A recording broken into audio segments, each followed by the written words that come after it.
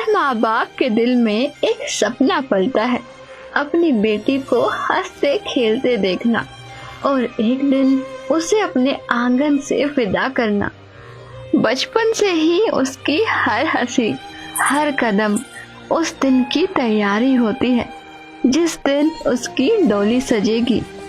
लेकिन इस सपने के पीछे एक सच्चाई छुपी है, एक ऐसा सच जो कई बार खुशियों को छीन लेता है। दहेज का लालच, दिखावे की दौड़ और वो रिवाज जो न जाने कितने घरों की नींव हिला चुके हैं। कितने ही माँ बाप अपनी पूरी जमा पूंजी, यहाँ तक कि कर्ज तक सिर्फ एक दिन के लिए लुटा देते हैं, कभी अपनी मर्जी से और कभी मजबूरी में। और कई बार शादी साथ निभाने का वादा नहीं बल्कि दहेज हड़पने की चाल बन जाती है। लेकिन इस अंधी दौड़ में एक ऐसे महापुरुष भी हैं जिन्होंने इस कुप्रथा को जड़ से खत्म करने का बीड़ा उठाया है, जिनकी मुहिम ने लाखों जिंदगियों की दिशा बदल दी और जिनकी शिक्षा ने बेटियों को इज्जत और सुरक्षा का हक दिलाया। अब हमने ये प्रतिज्ञा करनी है कि ना दहेज लेंगे ना देंगे, चाहे ब्याह हो चाहे ना हो। और क्यों, कैसे ना होगा? वाह भाई वाह, भगवान ने संस्कार जोड़ रखे, उसने मिटा कौन देगा? यदि कर्म तेरे पावन है सभी, डूबेगी नहीं तेरी नाव कभी। तेरी बाह पकड़ने को वो भेष बदल के आएगा, पता नहीं किस रूप में आकर नारायण मिल जाएगा, पता नहीं किस रूप में आकर नारायण मिल जाएगा। ये कहानी है उस बदलाव की जिसकी प्रेरणा हमें संत रामपाल जी महाराज जी के सत्संग प्रवचनों से मिली, और एक ऐसी बेटी की जिसके माँ बाप ने उसकी मुस्कान के लिए अपनी हर ख्वाहिश, हर सांस कुर्बान कर दी।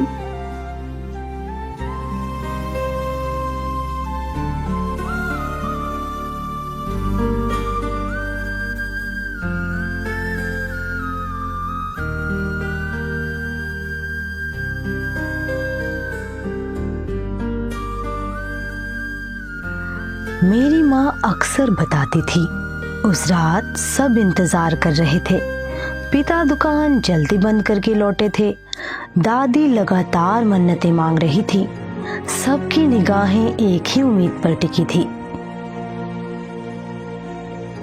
देख लेना, लड़का ही होगा। रिया का भाई आने वाला है। बेटी हुई है। और फिर मेरी बड़ी बहन पैदा हुई, लेकिन उस खुशी के साथ जो खामोशी आई, वहीं से हमारी कहानी की शुरुआत हुई।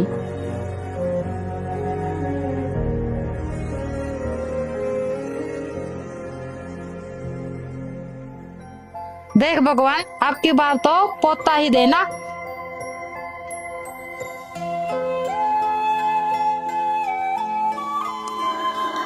माँ बताती थी उन दिनों लड़का पाने के लिए लोग क्या क्या नहीं करते थे, पूजा, तांत्रिक, ताबीज, पर किस्मत के लिखे को कौन बदल सकता है।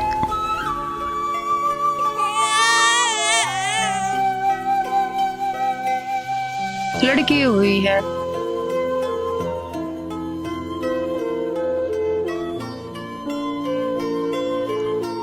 उस रात खुशियों की जो तैयारी थी वो सन्नाटे में बदल गई, और उसी सन्नाटे में मैंने पहली सांस ली, दूसरी बेटी बनकर।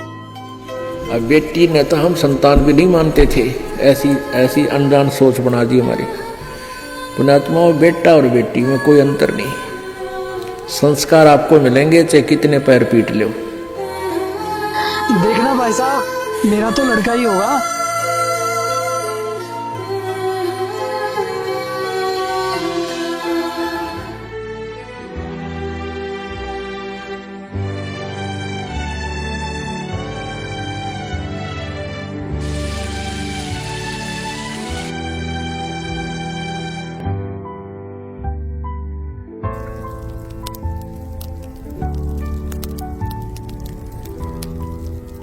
देख बेटा, रोटी जरा ठीक से सेक, कच्ची ना रह जाए।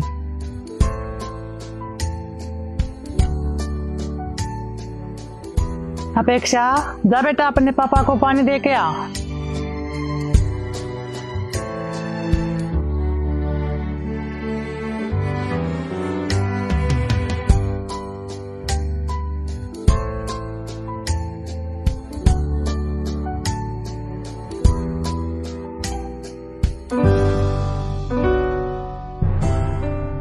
रुक जा गरिमा, रुक जा। पकड़ के दिखाओ दीदी।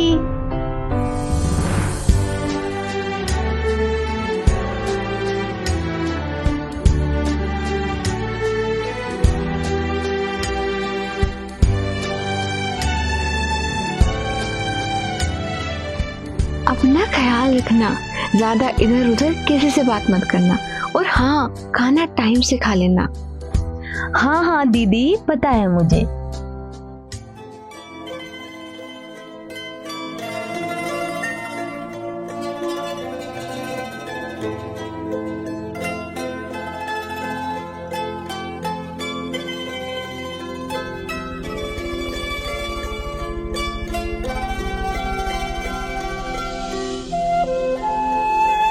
अरे सुषमा, कैसी हो? ठीक हो ना? हाँ बहन जी, सब ठीक है, बस गृहस्थी में लगी हूँ। जा बेटा, ये अंदर रख दे। ठीक है मम्मी। सुषमा, लड़की बड़ी हो रही है। अरे मेरी दिल्ली वाली बहन सुमन को जानती हो ना, उसके लड़के ने अभी अभी डॉक्टरी की पढ़ाई पूरी की है और शहर में अपना छोटा सा क्लिनिक खोला है। मैं सोच रही थी अपनी अपेक्षा के लिए बात कर लेते, क्योंकि वो खानदानी लोग हैं और वो अपने बेटे के लिए सर्वगुण संपन्न बहू ढूंढ रहे हैं। ठीक है, मैं इसके पापा से बात करके बताती हूँ।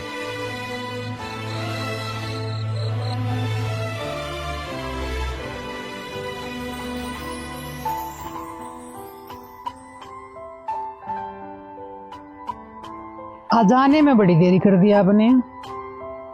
वो शादी का सीजन चल रहा है ना, दुकान पे काम बहुत था।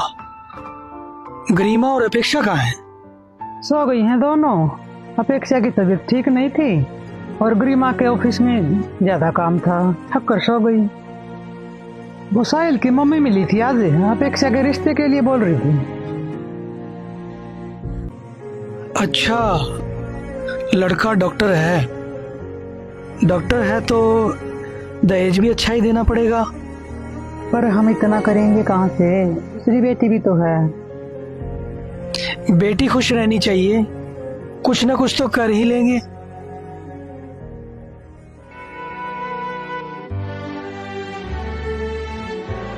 मम्मी, जा रही हूँ मैं। गरिमा रुक, टिफिन लेती जा।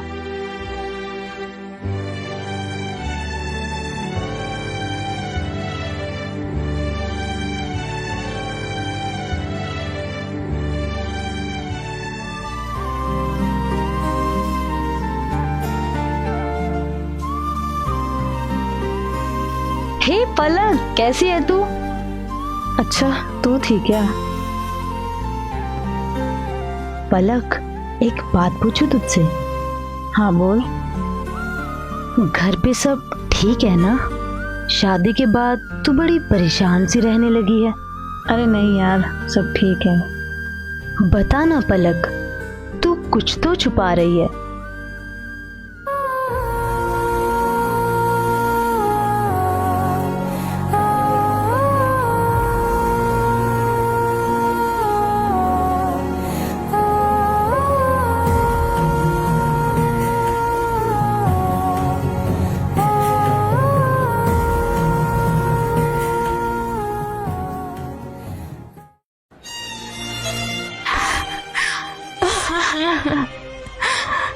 तूने अंकल आंटी को बताया?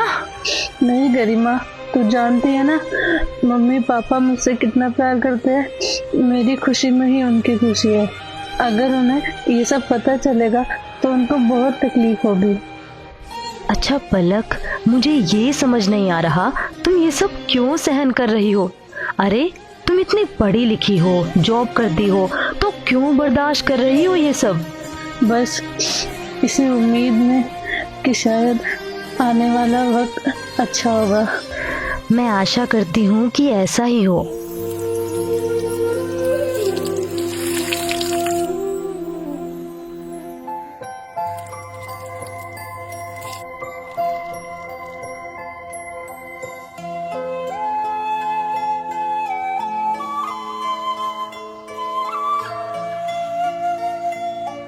लीजिए भाई साहब।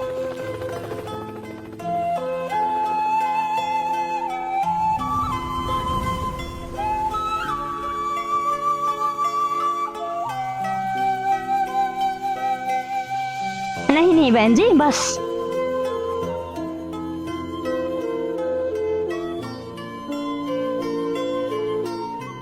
माफ करना भाई साहब।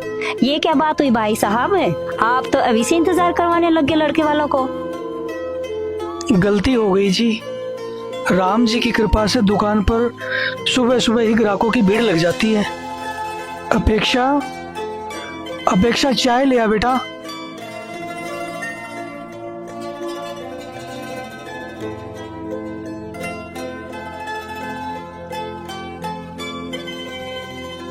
वैसे क्या क्या सिखाया है आपने अपनी बेटी को? जी, ये सारा खाना अपेक्षा ने ही बनाया है। घर संभालना हो या पढ़ाई, हर चीज में अच्छी है हमारी बेटी। कि बेटी तो हमें पसंद है। चलो अब कुछ लेने देने की बातें कर लेते हैं।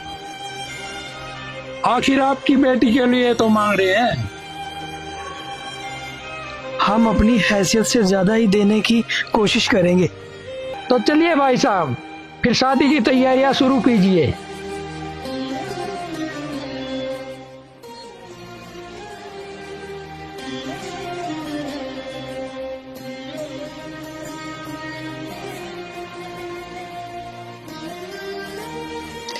राम राम भाई साहब। अच्छा, अपेक्षा बिटिया की शादी है क्या? हाँ भाई साहब, आपकी तरह थोड़ी ना समाज के सारे रीति रिवाज ठुकरा कर अपने गुरुजी के कहने से रिया बिटिया की शादी बगैर दहेज के कर दी। बताइए भाई साहब, क्या आदर होगा उसका ससुराल में? अरे भाई, वो दुखी नहीं है, परमात्मा उसके साथ है। वो अपना भक्ति रूपी धन लेकर गई है। बस बस भाई साहब, ठीक है, रहने दो।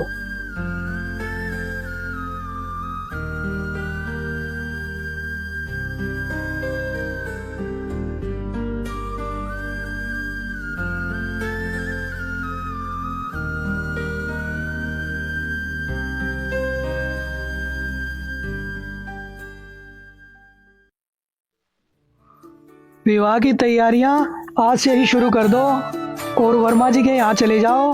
टेंट वालों को सारा काम समझा दो। बारात धर्मशाला में नहीं, होटल में ठहरेगी। कोई कमी नहीं रहनी चाहिए। और गरिमा बेटा, मेहमानों की लिस्ट जल्दी से तैयार कर दे। और घर के पेंट का काम भी समय रहते पूरा हो जाना चाहिए। जिस तरह की शादी का सपना देख रहे हो, कुछ अंदाजा भी है उसमें कितना खर्चा होगा? दुकान तो पहले गिरवी रखी हुई है, अब क्या घर को भी बेच दोगे? छोटी बेटी का भी तो ब्याह करना है, उसके लिए क्या बचेगा? हाँ, अंदाजा है, पर बेटी खुश रहनी चाहिए।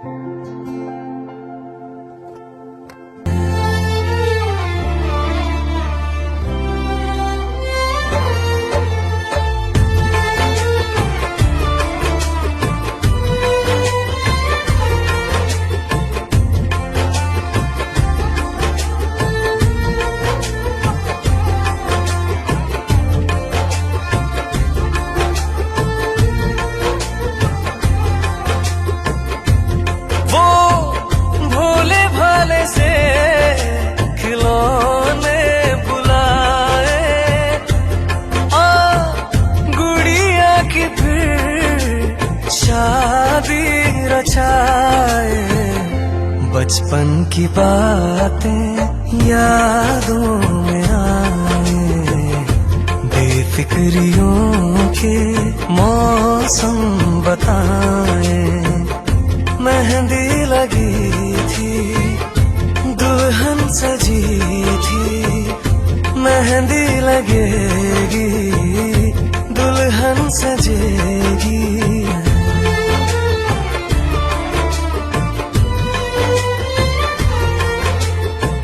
होश था ना कोई ना था ठिकाना, खेल थे सच सभी झूठ था जमाना, फर्क था ना कोई दूरी, रोने का हंसने का एक था बहाना, कागज पे चेहरा मेरा फिर से बना दे तू, चेहरे पे टेढ़ी मेढ़ी आंखें लगा दे तू।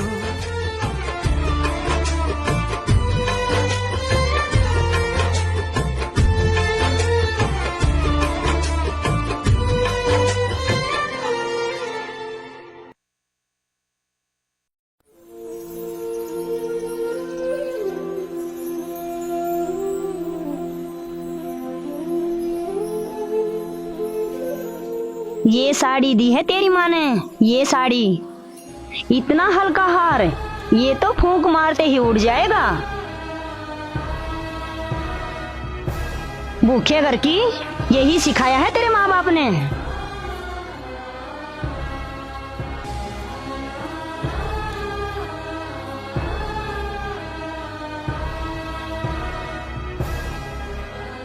अब तेरी जरूरत नहीं, बहू आ गई है।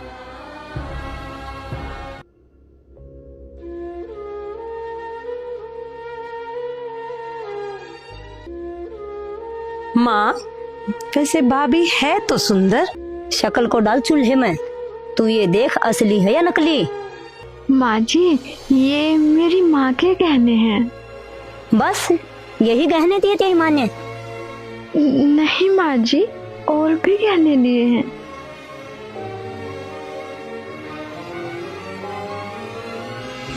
ओहो, क्या घटिया साड़ी है। ये तो उससे भी घटिया है। इससे अच्छे कपड़े तो हमारी नौकरानी पहनती है। ये फिर भी ठीक ठाक है, इसे मैं रख लेती हूँ। हाँ हाँ रख ले, किसी को पूछने की क्या जरूरत है।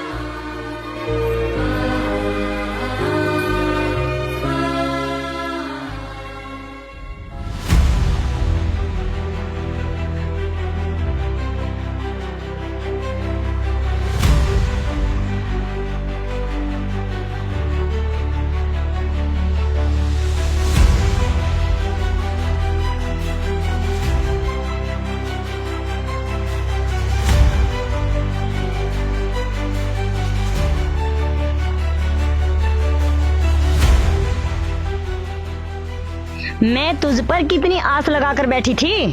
तेरी शादी में लड़की वालों से fridge, washing machine, AC, 10 kilo सोना, 20 लाख नगद और एक बड़ी गाड़ी लूंगी।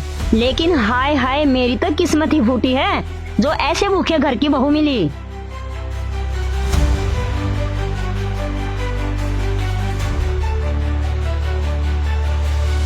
चाय भी अब मांगनी पड़ेगी क्या तुमसे? बैठा हूं ना, चाय दो।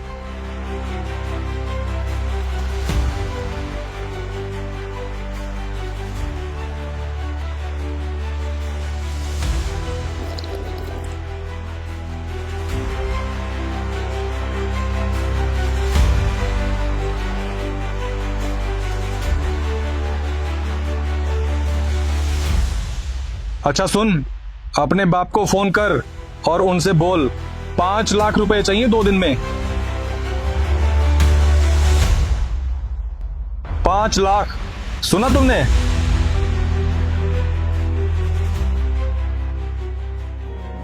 नैना जो सांझ ख्वाब देखते थे, नैना बिछड़ के आज रो दिए हैं यूं।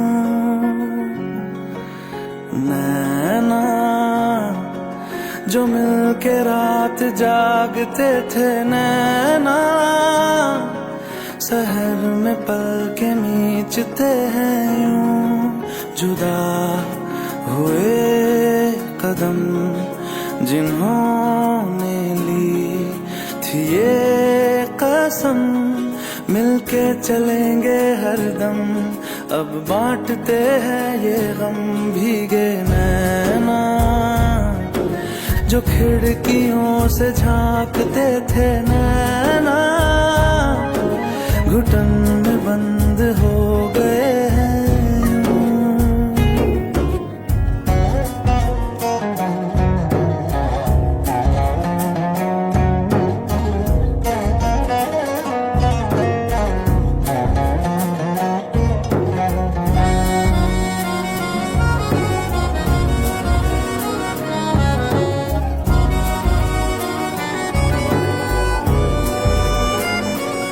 सांस हैरान है, मन परेशान है, हो रही सी क्यों रुआसा ये मेरी जान है।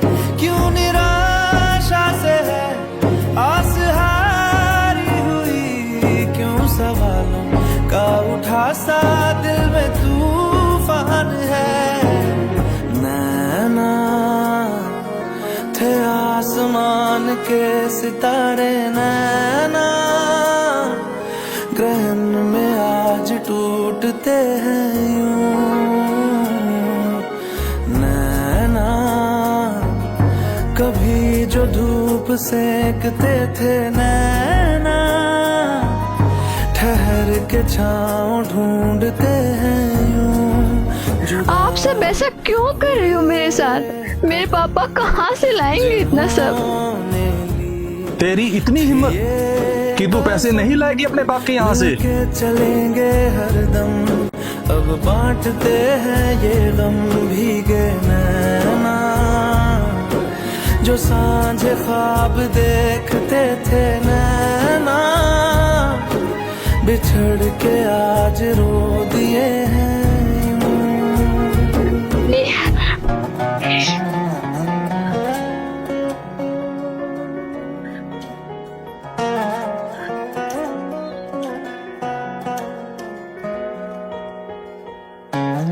अब मर बिना पानी के। जब तक अपने बाप से पैसे नहीं लेके आएगी हम ऐसे ही करेंगे। नैना जो सांझे ख्वाब देखते थे, नैना बिछड़ के आज रो दिए हैं यूं।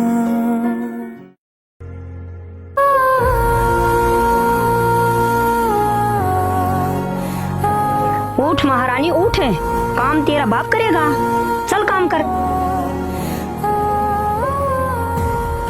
अरे आफत बन गई है ये लड़की। सोचा था दहेज लेके आएगी तो ऐश करेंगे, अब क्या करें माँ, ये तो मुसीबत बन गई है। हो गई गलती, अब तो क्या करूं, उल्टे फेरे ले लूं क्या इसके साथ? उल्टे फेरे लेने से नहीं, लेकिन सीधे फेरे लेने से तो सब ठीक हो जाएगा ना। मैं समझा नहीं माँ। मतलब ये कि मैं तेरी दूसरी शादी करवाऊंगी और ढेर सारा दहेज लूंगी। लेकिन माँ अपेक्षा के रहते हुए कैसे? जब वो शादी में रहेगी तब ना।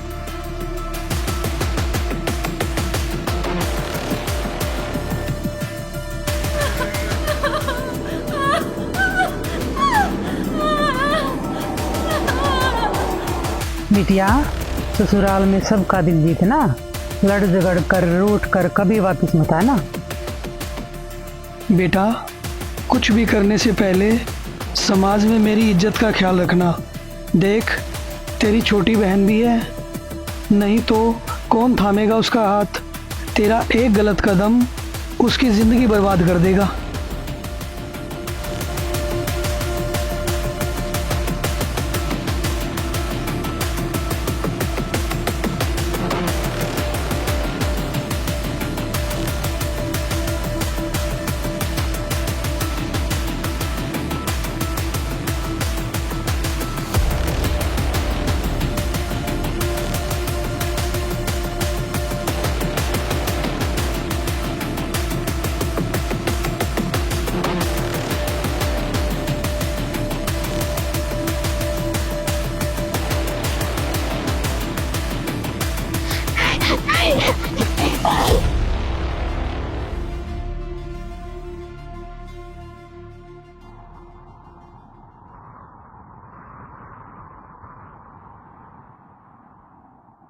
पापा चाय।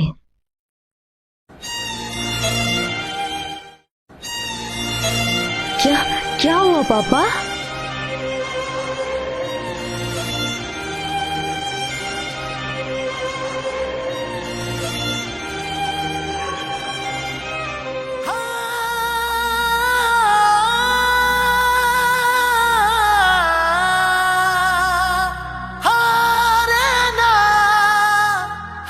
अपेक्षा, अपेक्षा बेटा,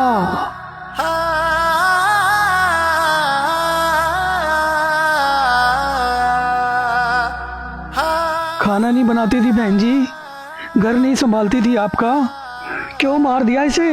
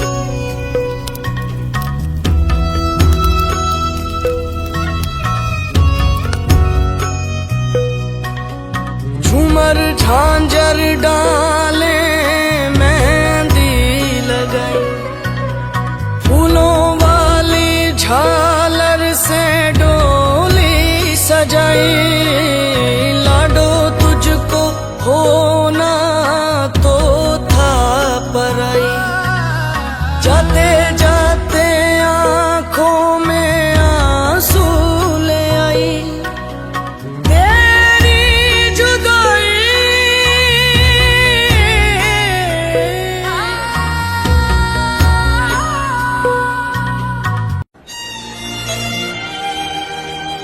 हेलो पलक,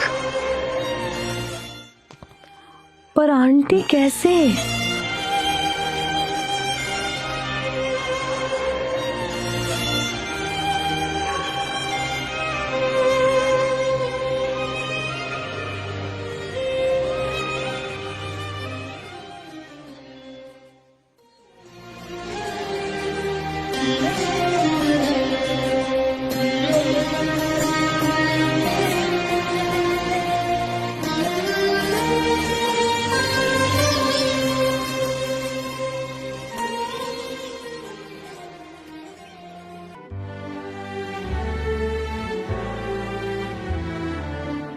मुझे पता है तेरा दर्द कितना गहरा है, पर गरिमा टूटना मत, तुझे संभलना पड़ेगा।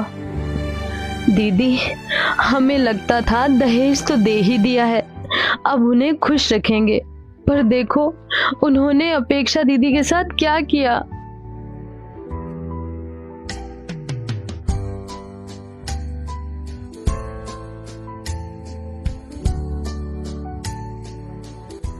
बेटी, तू ठीक तो है ना? कहीं तेरे साथ भी तेरे ससुराल वाले तुझे ताने माने तो नहीं देते?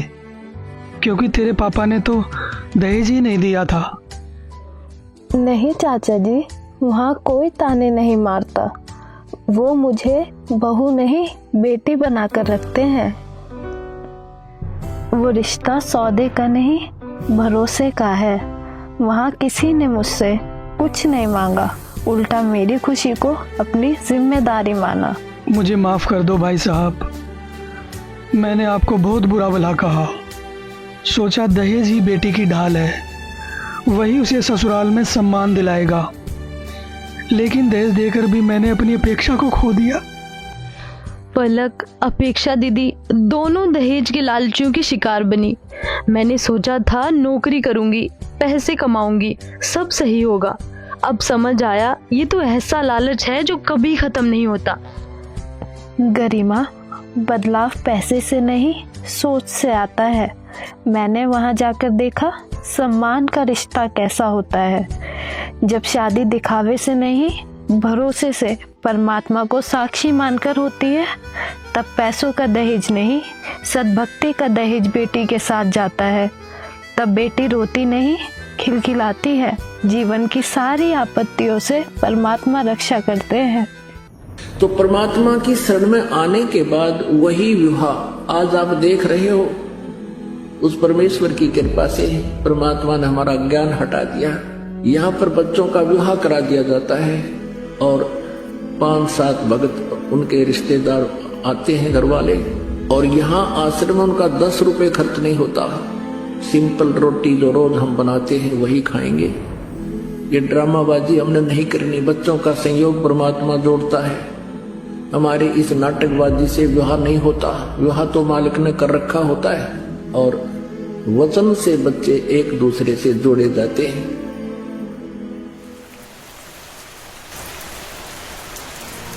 दीदी के जाने के बाद जैसे मेरी जिंदगी का रंग ही उतर गया था। हर दिन सवाल पूछता था, क्यों, आखिर क्यों हमारे साथ ही ये सब हुआ।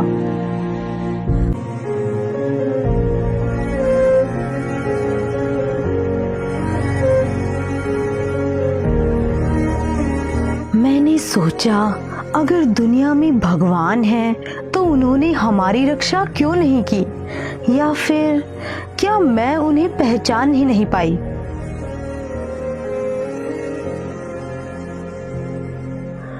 उनकी बातों में कुछ तो था जो सीधे दिल को छू गया। ऐसा लगा जैसे कोई मेरे सवालों के जवाब जानता हो। पन्ना दर पन्ना मुझे लगा जैसे मेरे मन के ताले खुल रहे हैं और मुझे यकीन होने लगा कि संसार में अगर कोई पूर्ण संत है तो वो सिर्फ संत रामपाल जी महाराज हैं। पुण्यात्माओं, एक विशेष बात ध्यान रखा करो, क्योंकि हम सत्संग में आते हैं जिसका असर भी होना चाहिए। ये बातें कहन सुन की नहीं है, ये कर पाड़न की है। बेटी का ब्याह लाख रुपया लाजे तो भी ब्याह होना है, और भाई 10-20 हजार में काम चला दे वो भी ब्याह ही होना है। विवाह ही करना है हमने। इन बकवादों को छोड़ के सिंपल से ढंग से अपना बच्चों को की शादी कर देनी चाहिए। हेलो रिया दीदी।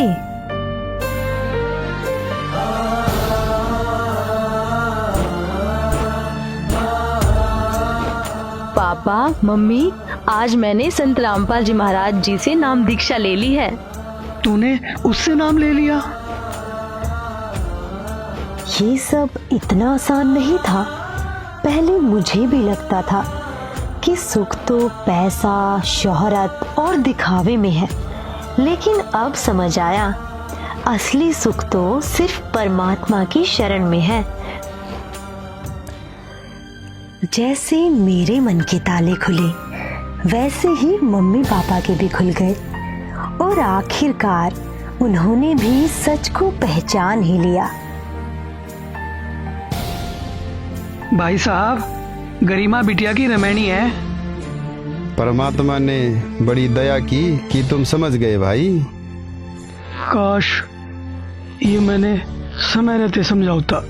जब शादी सौदे का नहीं, भरोसे का रिश्ता हो तो बेटी रोती नहीं, खिलखिलाती है, और जब परमात्मा की शरण में बंधन बनता है तो जीवन की हर मुश्किल आसान हो जाती है।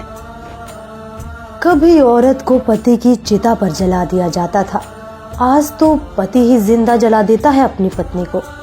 शादी बराबरी का रिश्ता है, फिर क्यों इसे हमने पैसों और दहेज का सौदा बना दिया।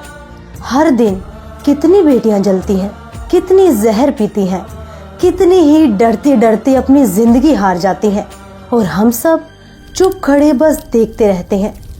दहेज एक ऐसा लालच है जिसका अंत कभी नहीं होता। आज तीज त्योहार, कल बच्चे का जन्म, फिर किसी और की शादी, मांग बस बढ़ती ही जाती है। याद रखो, दहेज देकर बेटी की शादी तो हो सकती है, लेकिन उसके लिए प्यार और इज्जत कभी नहीं खरीदी जा सकती। आखिर कब तक बेटियां जलती रहेंगी, कब तक ये सिलसिला चलता रहेगा और कब तक हम नाकाम साबित होते रहेंगे? ये सिर्फ एक कहानी नहीं, एक चेतावनी है, एक उम्मीद है और एक ऐसा सच जिसे नजरअंदाज करने की कीमत हमारी आने वाली पीढ़ियां चुकाएंगी। अब जैसे बेटियां वैसे बोझ मान रखी थी दहेज के कारण, अब दहेज खत्म कर दिया, बिल्कुल समाप्त। ना बात, ना सूचक, ना कोथड़ी संधारा, बेमतलब की बकवास सारी हटवा दी। और हमारे बच्चे मान गए, मेरे बच्चे, ये बिल्कुल ये गलत था और ये जीवन अब जो जी रहे हैं ये है जीवन असली।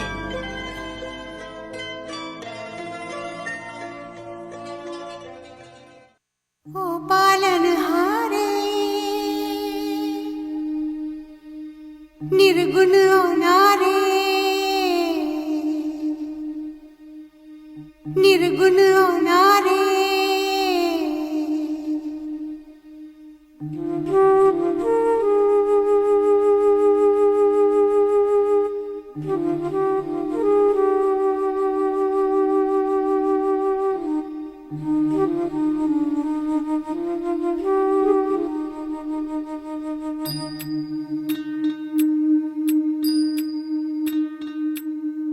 ओ पालनहारे निर्गुण न्यारे, तुम्हरे बिन हमरा कौनो नहीं। हमरी उलझन सुलझाओ भगवन, तुम्हरे बिन हमरा कौनो नहीं। तुम्हें हमका हो संभाले, तुम्हें हमरे रखवाले, तुम्हरे बिन हमरा कौनो नहीं। तुम्हें बिन हमरा कौनो नहीं। लड़के की हमारे में कुविचार थे बहुत ज़्यादा। हम मतलब जगत के हिसाब से यही सोचते थे कि भाई लड़की का जो बोझ है बहुत ज़्यादा होता है। और मैं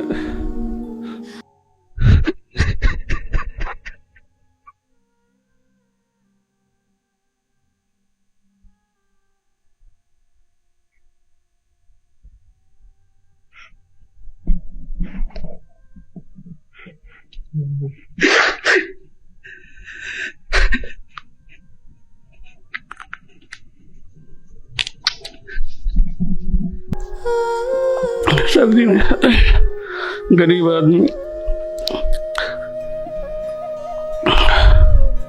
यही सोचता था कहाँ से इनकी शादी करूंगा। रात दिन चिंता बनी रहती थी यही। लेकिन जैसे ही मैं गुरु जी की शरण में आया, संत रामपाल जी महाराज की, मुझे पता लगा कि यहाँ पे बिना दहेज के शादी होती है। मुझे थोड़ी हिम्मत सी मिली। मैंने सोचा भाई चलो ये समस्या तो यहाँ पे गुरु जी की वजह से ठीक हो जाएंगी, बाकी परमात्मा जाने। धीरे धीरे मैंने एक बेटी की शादी करी। पहले बेटी की करी, बिना दहेज के करी। जो हमारे घर में वो लड़की आई है वो भी संस्कारी है, उन्होंने भी नाम ले रखा है सभी ने। और फिर हमने अपनी बेटी की शादी करी, वो भी भगत में करी हमने, वो भी संस्कारी हैं, सारे पढ़े लिखे परिवार हैं, अच्छा है। तीसरी बेटी की भी हमने शादी रामायण जी के द्वारा करी है, वो परिवार भी अच्छा है, संस्कारी हैं सब, कोई दिक्कत नहीं आई। हमने ये महसूस करा जो जगत में हमारे आसपास के रहने वाले लोग हैं जो 20-20 लाख रुपए लगा कर शादी कर रहे हैं, उनकी लड़की आजकल परेशान है। यहाँ पे संत रामपाल जी महाराज की शरण में आने के बाद जो हमने महसूस करा, जहाँ हम पहले थे जगत में, वहाँ तो लोग बाग जो है दहेज देने के बाद भी, 20-20 लाख रुपए खर्च करने के बाद भी उनकी जो बेटियां हैं, उनके पति जो हैं वो जुआ खेलना शुरू कर देते हैं, नशा करते हैं, दुनिया भर का मांस, मतलब दुनिया भर के घर में टेंशन रखते हैं। बेशक वो नौकरी भी करते हो, कुछ भी करते हो, लेकिन फिर भी जो है वो हमारी बेटी से अच्छे नहीं है। क्योंकि हमारे जो परिवार जहाँ पर हमने अपने बच्चों की शादी करी है, कोई भी किसी तरह का बुराई नहीं करता, ना शराब पीता है, ना कोई किसी तरह का मांस में मदिरा वगैरह करते हैं, बिल्कुल साफ सुथरे हैं। यहाँ पे किसी तरह का आडंबर नहीं है बिल्कुल भी। वेल हाँ, वे लोग जो हैं दिखावा ज़्यादा करते हैं कि हमने 20 लाख की शादी कर दी, हमारे बच्चे ज़्यादा सुखी रहेंगे। लेकिन हमने ये महसूस करा कि उनके बच्चे सुखी नहीं है, वो तो हमसे भी ज़्यादा दुखी हैं।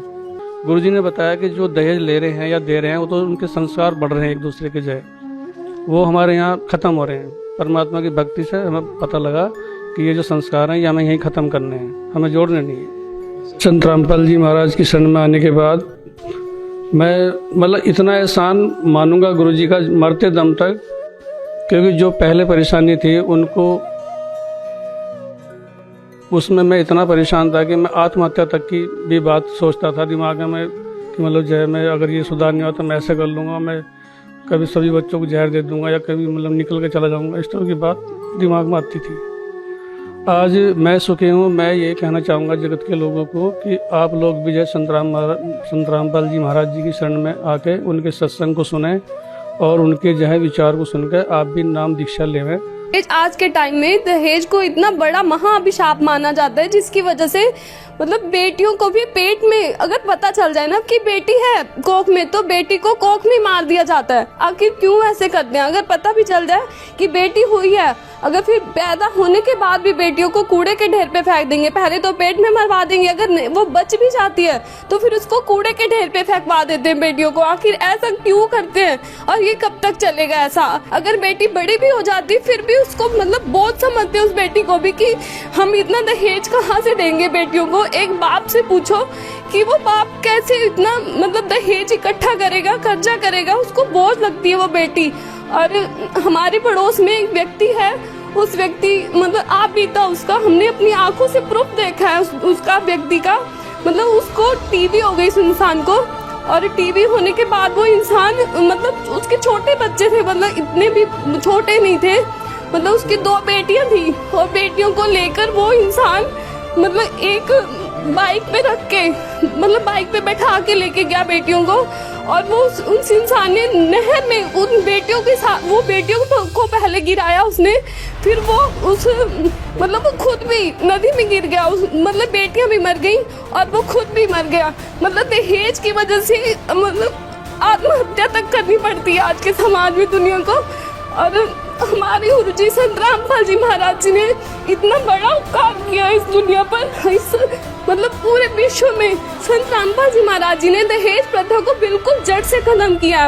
और हम इस संत रामपाल जी के इस उपकार को पूरे जीवन भर मतलब कि हम इस उपकार को भूल ही नहीं सकते कि हमारे संत रामपाल जी महाराज जी ने इतना बड़ा उपकार किया हम पे कि दहेज प्रथा को जड़ से खत्म कर दिया। कि आज जितने भी इनके अनुयायी हैं, 9.5 करोड़ अनुयायी हैं, इनका एक भी फॉलोवर्स मतलब दहेज लेता ही नहीं है।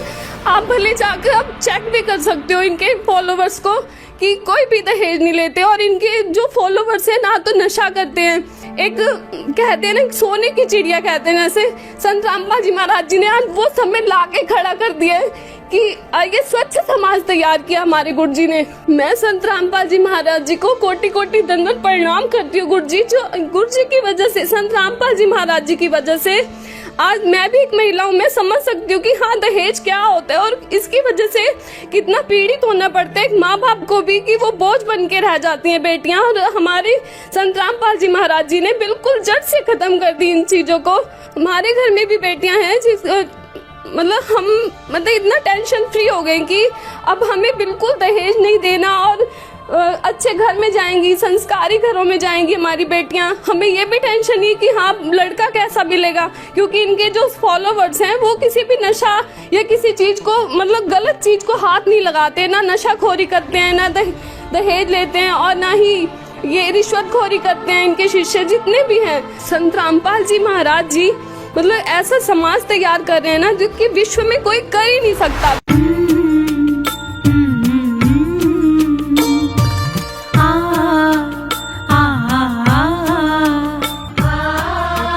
जीवन तुमने दिया है, संभालोगे तुम। आशा हमें है, विश्वास है, हर मुश्किल से विधाता निकालोगे तुम। जीवन तुमने दिया है, संभालोगे तुम। आशा हमें है, विश्वास है, हर मुश्किल से विधाता निकालोगे तुम। जीवन तुमने दिया है, संभालोगे तुम।